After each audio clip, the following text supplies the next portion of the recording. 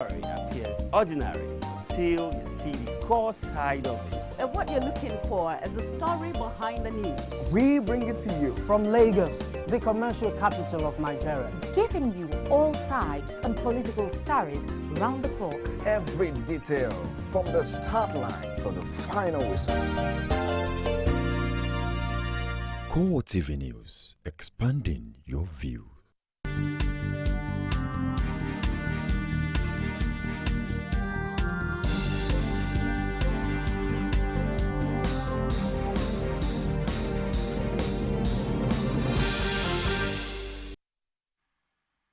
Good evening and thank you for joining us on CoreTV News at 7. I am Ebulomo Adekunle. A Nigerian Air Force Mi-35 helicopter on a training mission crashed following a technical fault at a location south of Bama in Borno State on Monday. A statement by the Director, Defense Information Chris Olukolade in Abuja, says investigation has commenced to unravel the circumstances that led to the accident. The statement, however, says that the crash was not a result of any enemy action. Olukolade added that details on the crash will be made known as investigation progresses. Nigeria's security chiefs insist that they know the whereabouts of over 200 schoolgirls abducted by insurgents from Chibok almost 100 days ago. Director General of the State Security Service, Ekpeyong Ita, says authorities are just being careful. He spoke with journalists at the end of a meeting of security chiefs with President Jonathan.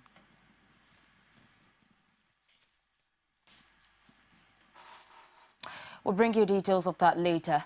Acting Governor of Adamawa State, Umaru Fintiri, says Murtala Nyako was not impeached because he teamed up with the opposition. Speaking shortly after a meeting with President Goodluck Jonathan in Abuja, Fintiri maintains that the former governor was removed because he stole public funds.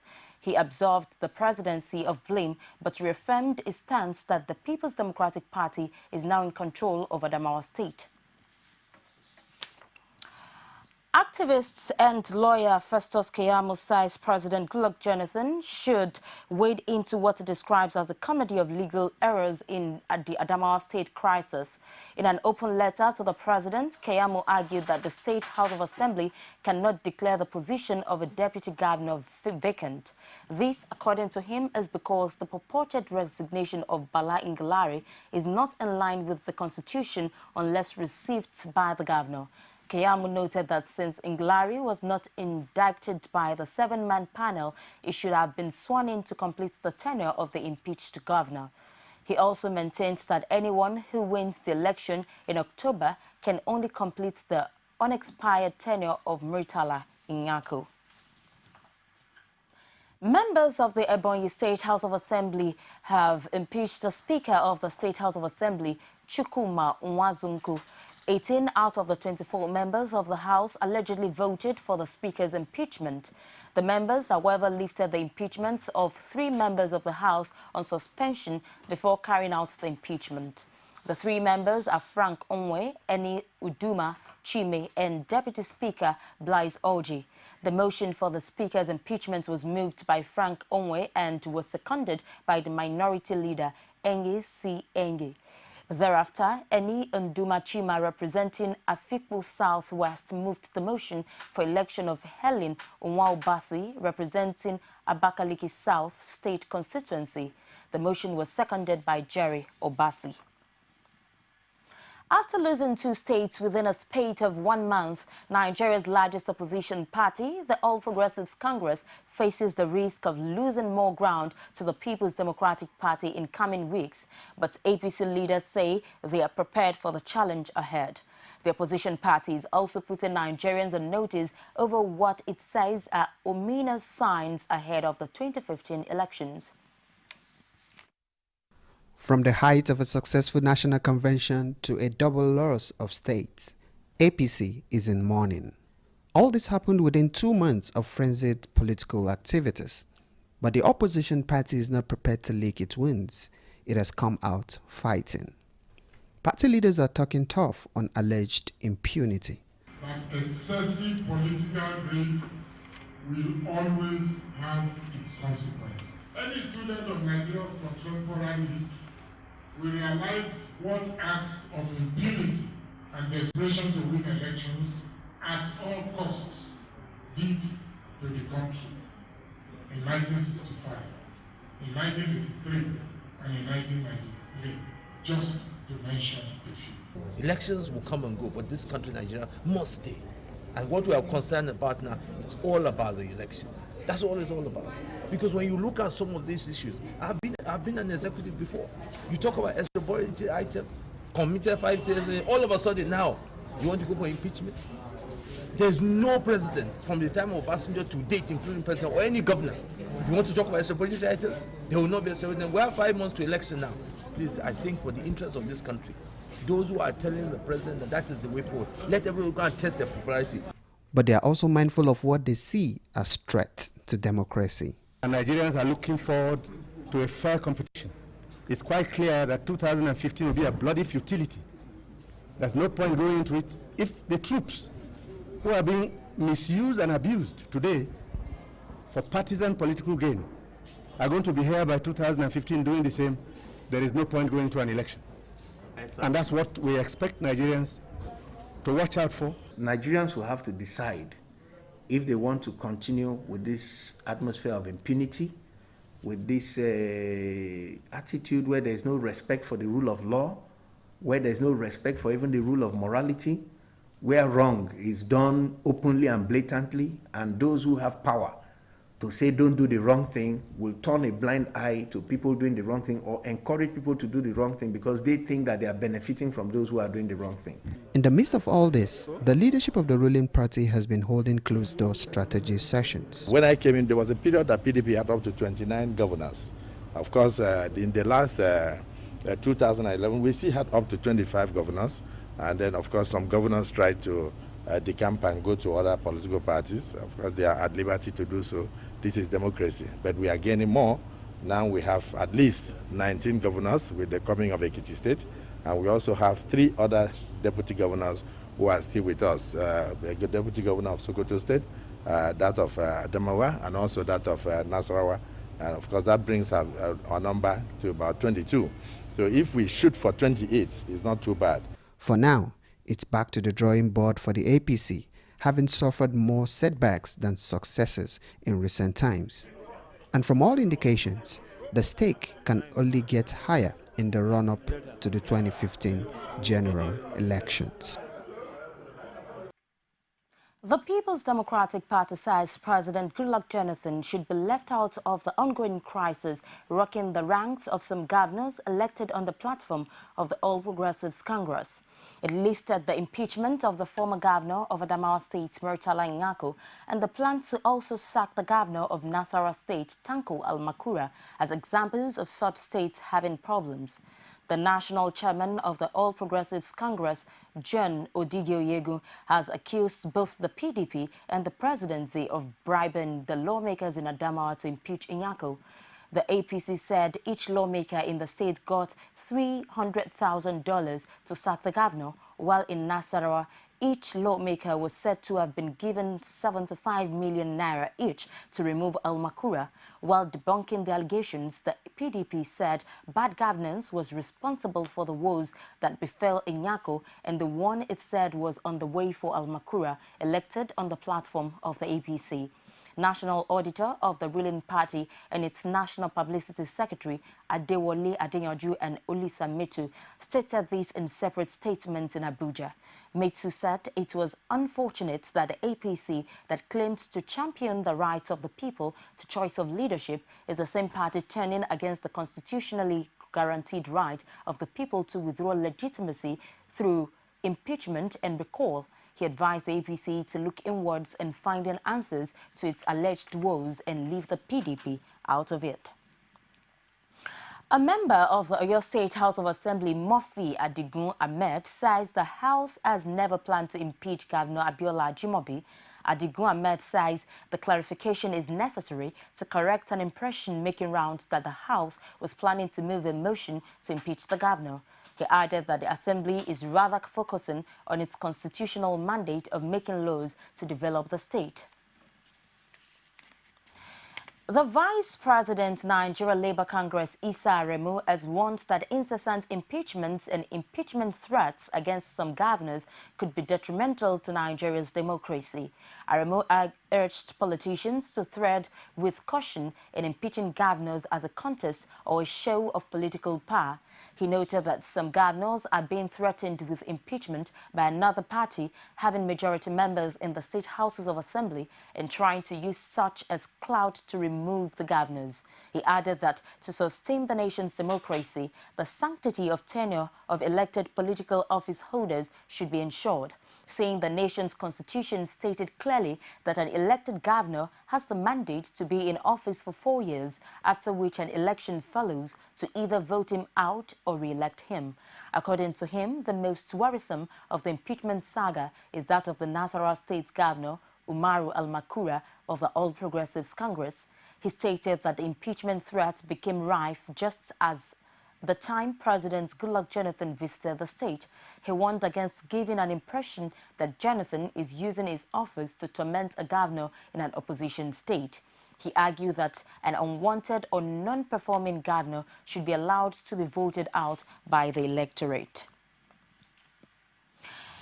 Ekiti State Independent Electoral Commission held a referendum in all the 18 additional local government council areas of the state.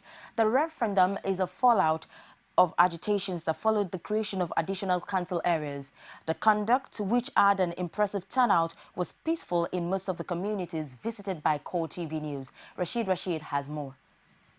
The exercise was in compliance with the directive of the State House of Assembly to conduct a referendum in the 137 wards of the 12 out of the 16 existing local government areas in the state. The exercise started with accreditation ending at 12 p.m. and voting began 30 minutes after. People had to queue up to be counted in front of a yes or no posters displayed in front of the center where the exercise took place. Some of the people who spoke with newsmen during the exercise expressed satisfaction with the orderly conduct of the referendum. Let them come here and tell the people here that they don't want local government created. If they are truly representative of the people, then they should listen to the voices of the people. The people here say they want it created, so it must be created. This referendum is part of the processes as prescribed by the Constitution for the creation of new local governments and LCDs. And it is a process that is being undertaken. Exercise, as far as you can see yourself, is a very, very successful one. You can see the turnout. So far, there is no answer. Everybody have voted yes. It's very, very impressive actually. The turnout is tremendous, and you can actually see an enlightened set of people who had been agitating for this local government for a long time.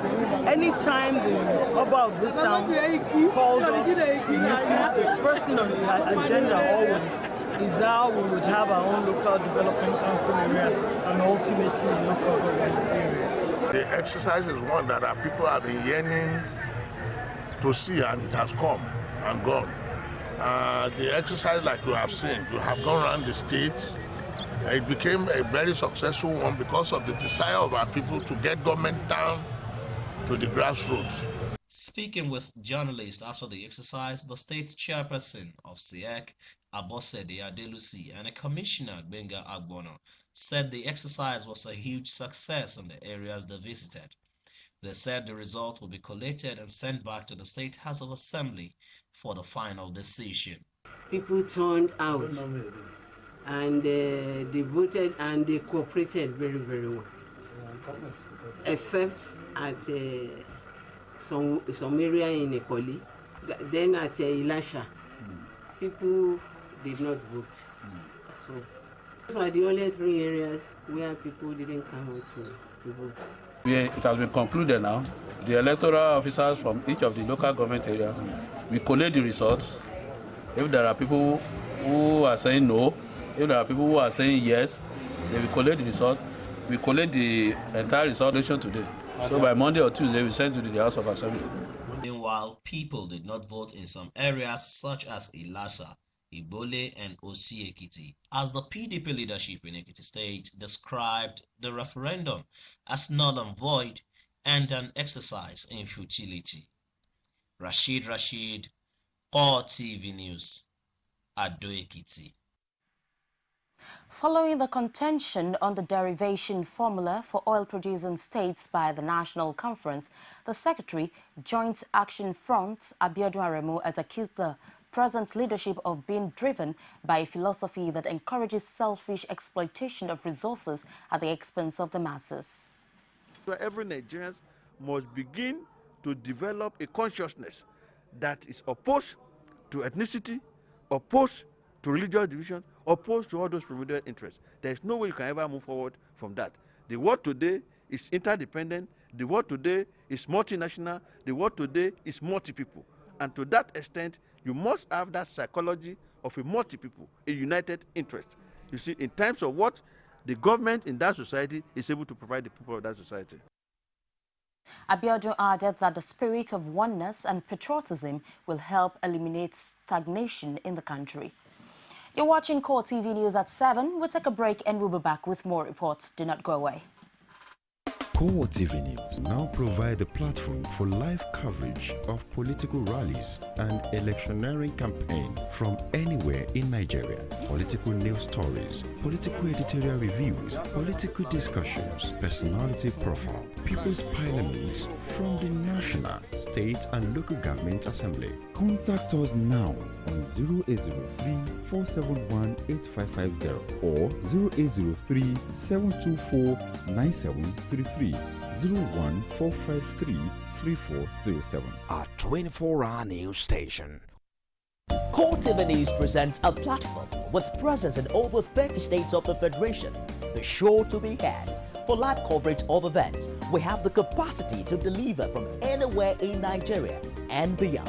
Contact us now on 0803-471-8550 or 0803-724-9733. 014-533-407. Our 24-hour news station.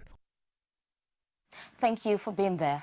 With reactions trailing the Israeli-Gaza conflict, the UN-Palestinian negotiator Saeb Rakat has accused Israel of committing war crimes in Gaza.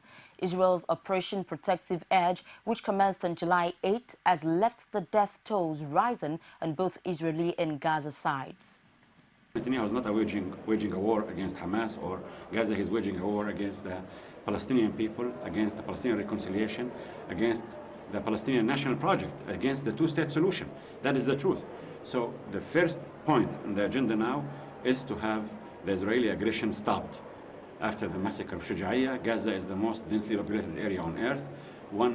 8 persons to a square meter. War crimes are being committed.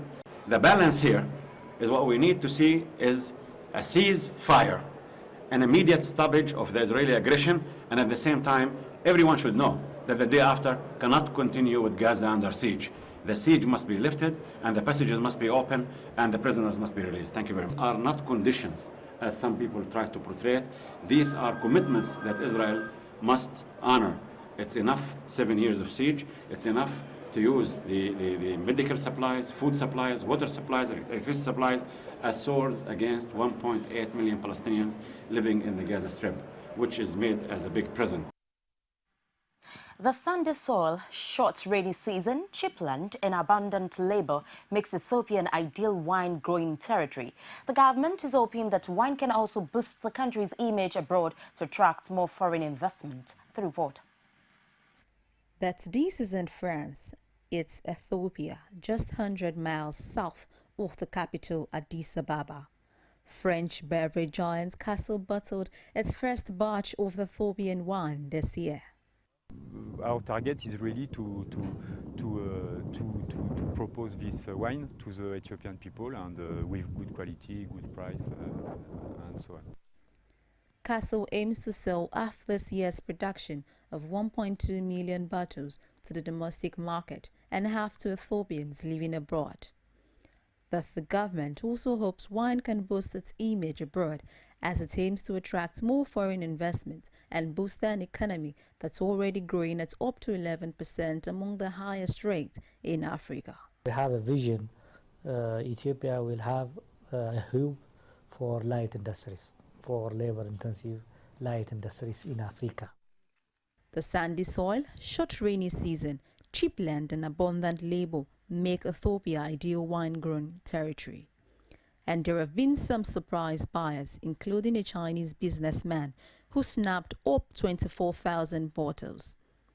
In a region that still conjures image of famine, poverty and war, there are hopes wine can also change the way outsiders view the country. People are quite proud to see that French companies are bringing the best of their technology and knowledge to Ethiopia.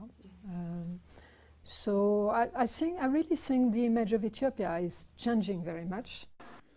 Ethiopia, it seems, is seeking to reap more than just good wine from its harvest of grapes. Ethiopia is our final destination on the CoreTV News at 7. Join us again at 9:45 for the primetime news. Thank you for watching. I am Ebulomo Adekunle.